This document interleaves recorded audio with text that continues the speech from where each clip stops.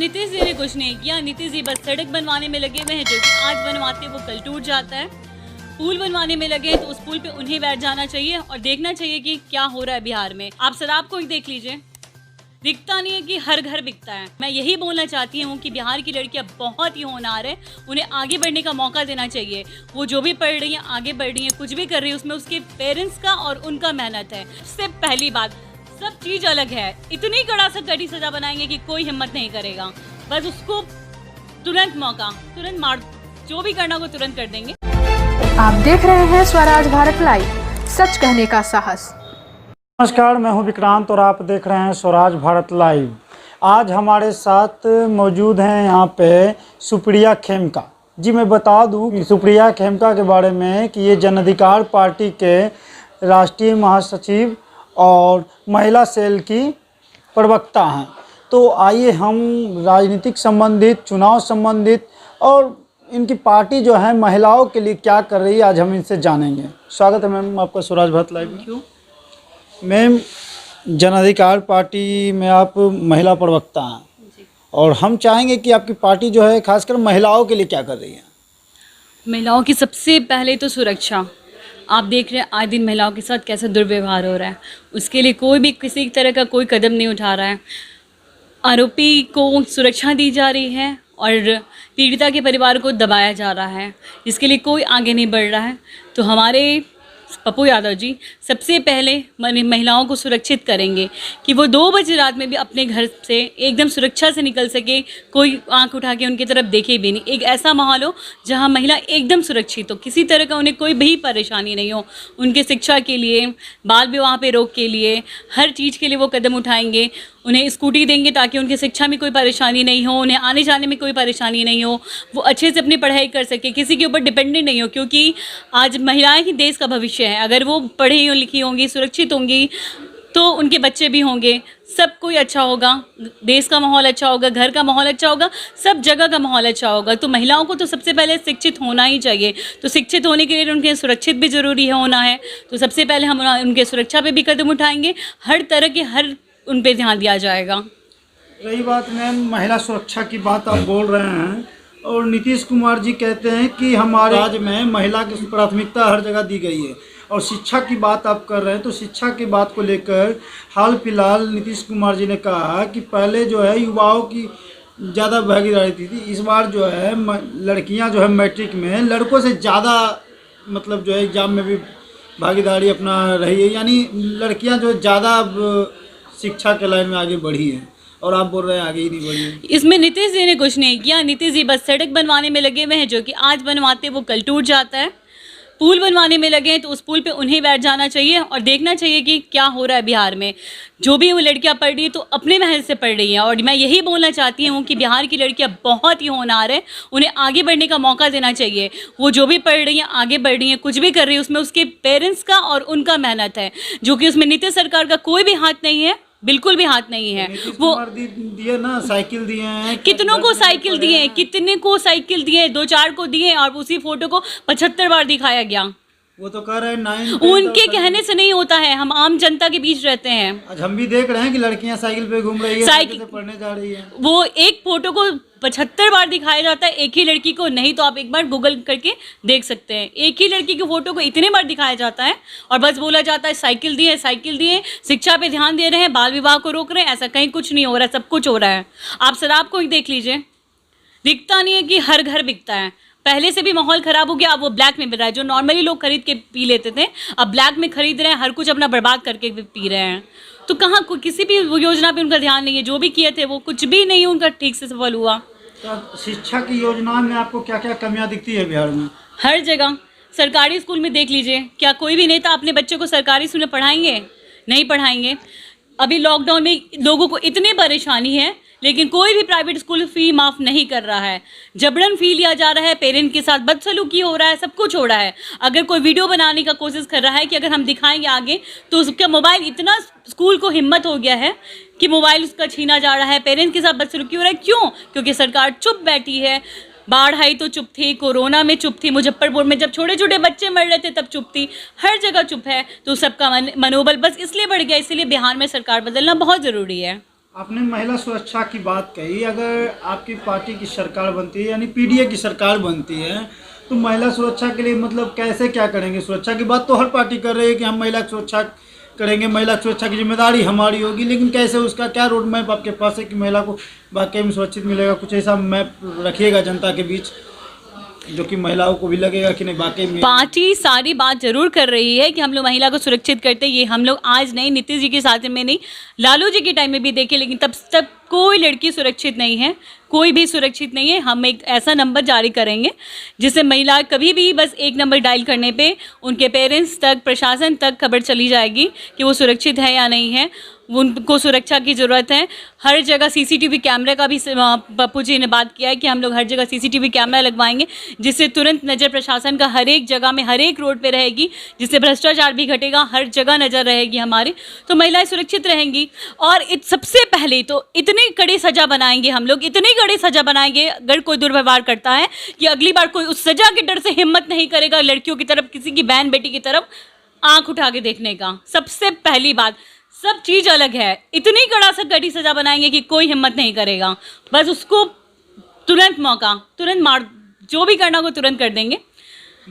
देखिए, हम बोल नहीं पा रहे ज़्यादा, मन में बहुत कुछ है क्योंकि बेटियों के साथ दुर्व्यवहार बर्दाश्त नहीं होता है और आप लोग भी देख रहे हैं कि कैसे कैसे अभी तुरंत केस हुआ है, तो इसीलिए जो भी होगा फैसला तुरंत होगा, लेट नहीं, कोर्ट में नहीं, कोई केस नहीं, कुछ भी नहीं, ऐसी सज़ा होगी कि तुरंत कार्रवाई होगी।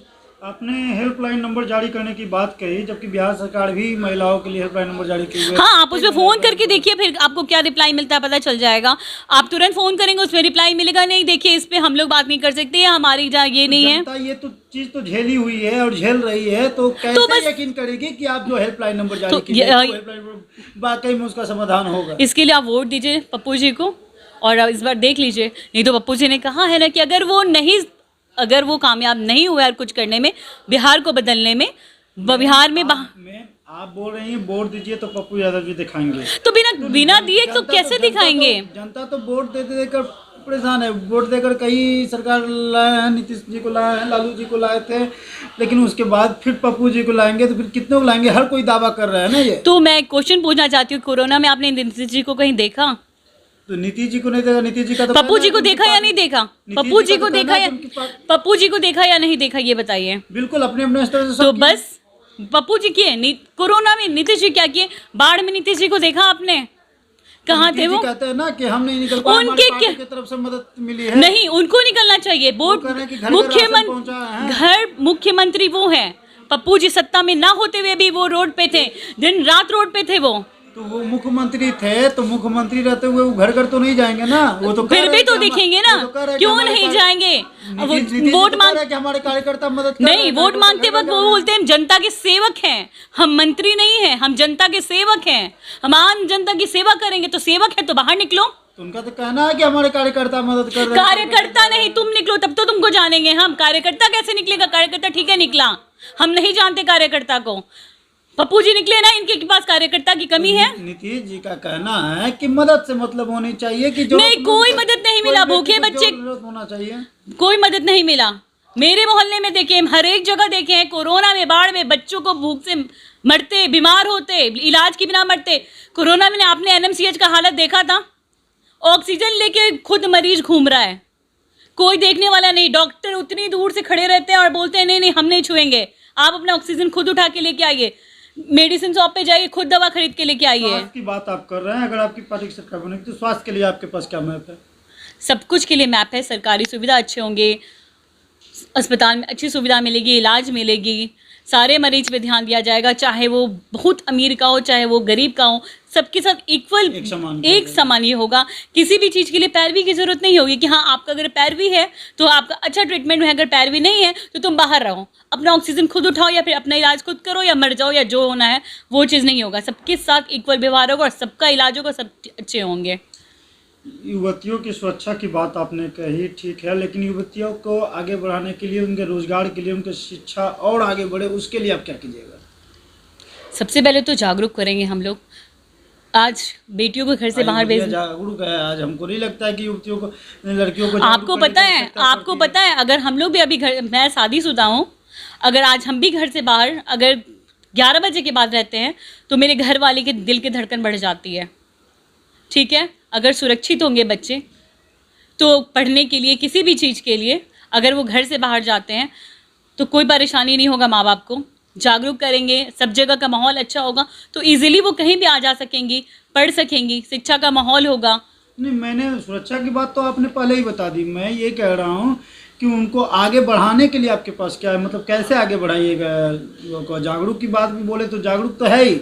आज जब लड़कियां बाहर निकल रही है, लड़कियां जॉब भी कर रही है, विदेश भी जा रही है, मतलब हर चीज़ कर रही है, तो आप कैसे क्या जागरूक कीजिएगा उसको आगे बढ़ाने का? क्या आपके पास यही तो बात है कि लड़कियां हर जगह बाहर जा रही हैं। एक मैंने सुशील कुमार मोदी जी का देखा था कि वो अपने इंटरव्यू में बोल रहे थे कि बिहार के लड़के लड़कियों को मज़ा आता है बाहर जाके काम करने में, वो बहुत खुश होते बाहर जाके काम करने में। तो अरे ये बता दें हम आपको कि खुश नहीं होते, बिहार में रोज़गार नहीं है, बिहार में रोज़गार नहीं है, बिहार में रोज़गार करने का मौका नहीं है, आप लोग अवसर नहीं देते हैं, नौकरियां पैदा नहीं करते हैं, कुछ नहीं है बिहार में, इसलिए लोग बाहर जाते हैं। तो बिहार में जब सब कुछ होगा, फैक्ट्रियां होंगी, बहुत सारे रोज़गार के अवसर होंगे, बहुत सारा रोज़गार, ये पकौड़ी बेचना नहीं जो हमारे मोदी जी ने कहा। पहले तो वो बोले जब आने वाले थे चुनाव जीतने के टाइम में, एक एक के पास रोजगार होगा, हम इतने रोजगार लाएंगे, ये करेंगे वो करेंगे, और उस तेज दिमाग के इंसान को देख लीजिए, अब बोलते हैं हम ऐसा बनाएंगे माहौल कि आप लोग रोजगार देंगे, स्वावलंबी बनेंगे। ये क्या है मतलब? तो फिर तुमको हम क्यों लाए थे, वोट क्यों दिए थे? यही बोलने के लिए। तो ये बात पहले बोलना चाहिए था।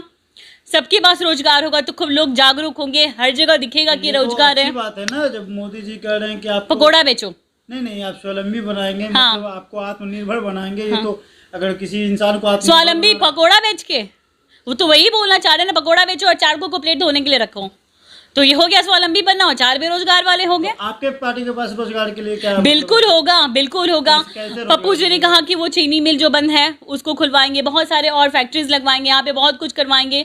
जो सरकार सब कुछ बेचे जा रही है निजीकरण के तहत, उस पर रोक लगाएंगे, बहुत कुछ करेंगे, आप भी देख रहे हैं, और वो होगा भी।